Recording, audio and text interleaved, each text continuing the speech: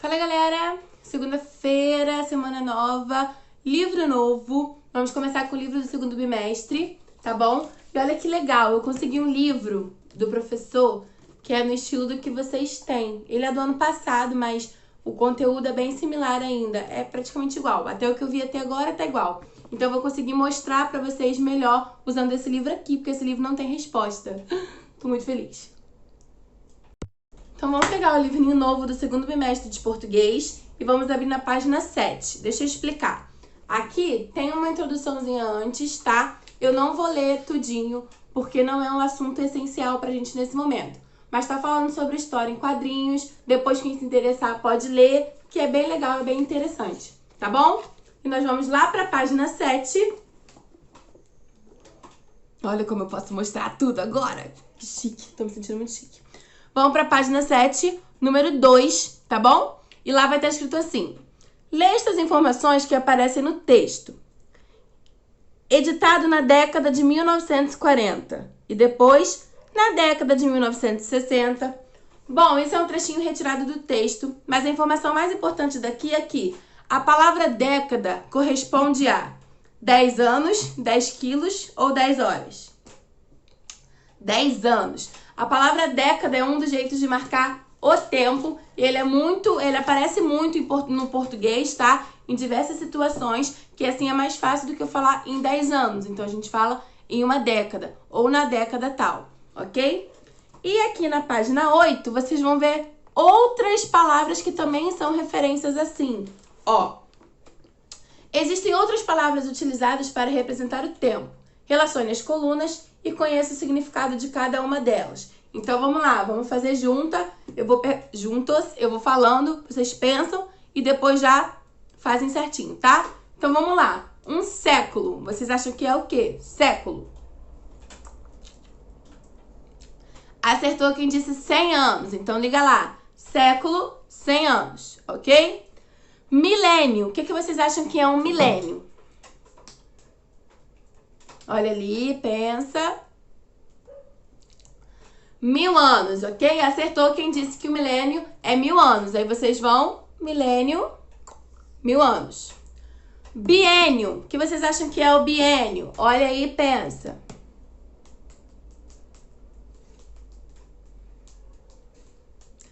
Biênio significa 2 anos. Então juntem aí, ó. Biênio, 2 anos, ok? Quinzena. O que será que é uma quinzena? Quinzena representa 15 dias. Pode juntar. Semestre. O que será que é um semestre? Olha aí. 6 meses. Só juntar semestre nos 6 meses. E o bimestre no que restou 2 meses. Ok? Número 4. Essas marcações de tempo são importantes para a nossa vida. Quer ver? Marque com X a opção que mais se adequa às situações apresentadas. Então, vamos lá. Letra A. Na escola onde você estuda, as avaliações são semestrais, bimestrais ou trimestrais. Nós temos 4 bimestres. O primeiro bimestre, segundo, terceiro e quarto. E no final de cada um tem as avaliações. Esse ano, que foi um pouco diferente, teve que ser mudado, mas é assim que a gente avalia, ok? Bimestre. Letra B. Quem tem um animal de estimação deve vaciná-lo mensalmente, diariamente ou anualmente. No geral, gente, é anualmente, tá bom? Pode ter vacinas, talvez por um tratamento, alguma coisa que seja mensal, mas no geral é anualmente, ok? C. Com que frequência você lê um livro? Essa aí é uma resposta pessoal. Você acha que você lê o livro quinzenalmente? De 15 em 15 dias você consegue ler um livro? Semanalmente? Toda semana você consegue ler um livro? Ou semestralmente? Cada semestre você conseguiria ler um livro? Vocês vão colocar a resposta de vocês. Vamos para a página 9. Número 5. Lê em voz alta a palavra história. Ao ler, você pronunciou alguma sílaba com mais força? Qual? História. Tem alguma sílaba que você fala com mais força? Você vai escrever aqui. Número 6. E ao ler a palavra papel, qual sílaba é a mais forte? Pensem aí. Papel. A sílaba pronunciada com mais força é a sílaba tônica. Tô lendo aqui o quadrinho, tá? Observe a posição da sílaba tônica nas palavras que você pronunciou em voz alta. Gente, ó, uma dica que é o jeito que eu faço pra achar a sílaba tônica desde que eu era pequena, desde que eu tava no quarto ano, igual vocês, que é a terceira série, tá? No meu tempo era a terceira série. A palavra história, ela já tem um acento. Em cima do O, aqui, história, ok? Quando tem um acento, o acento agudo, acento circunflexo, a gente sabe que a sílaba mais forte é a sílaba que tem o acento. Sempre, coloquem isso aí. Então, no caso, história, a sílaba tônica é o tó, porque é a sílaba que tem o acento. Mas no caso de papel, por exemplo, o papel não tem um acento, não tem como a gente achar olhando assim. O jeito que eu faço e que me ajudava muito quando eu tinha dúvida era chamar o que eu tô falando. Chamar esse nome. Por exemplo, eu vou chamar papel. Como que eu chamo? Finge que eu tô chamando em voz alta. Papel! Papel! A sílaba que eu demoro mais tempo falando é a minha sílaba tônica. Por exemplo, eu não falo assim, papel! Eu não chamo assim, papel! É muito difícil, né? A gente costuma chamar papel! A sílaba que eu fiquei chamando por mais tempo foi o pel. Então, a minha sílaba tônica nessa palavra seria o pel. Entenderam? Aqui nesse quadrinho tem mais alguns exemplos de palavra. Ó, publicação. Como eu chamaria essa palavra? Publicação! Publicação! E qual é a minha sílaba tônica? São. A outra palavra, cavernas. Como eu chamaria essa palavra? Cavernas! Cavernas! E qual é a minha sílaba tônica? O ver. Na última palavra, símbolo. Aí fica mais fácil porque tem o acento agudo. Então tá o símbolo, a gente já sabe o que é. Mas vamos testar? Como que a gente chamaria essa palavra? Símbolo. Alguém falaria assim, ó. Simbolo! Simbolô! Não, né? É mais provável que a gente fale. Símbolo. Mais uma vez, a sílaba que eu chamei por mais tempo é a minha sílaba tônica. Perceberam?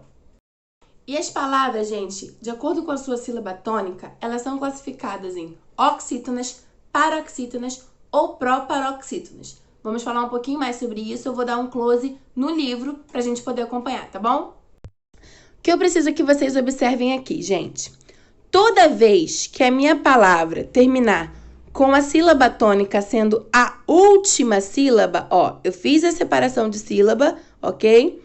A minha sílaba tônica é a minha última sílaba. Toda vez que for a minha última sílaba, eu vou ter uma oxítona, ok? Aqui embaixo, fiz a separação silábica de novo. A minha sílaba tônica não foi a última, foi a penúltima, ou seja, a que vier antes da última, ok? Quando a minha sílaba tônica for a penúltima, eu vou ter uma paroxítona, ok?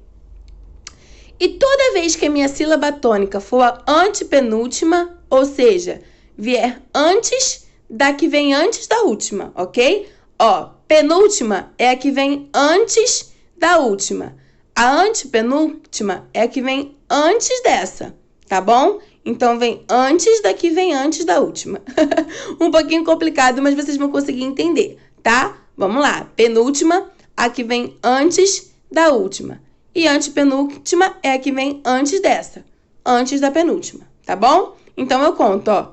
Última, penúltima, antepenúltima.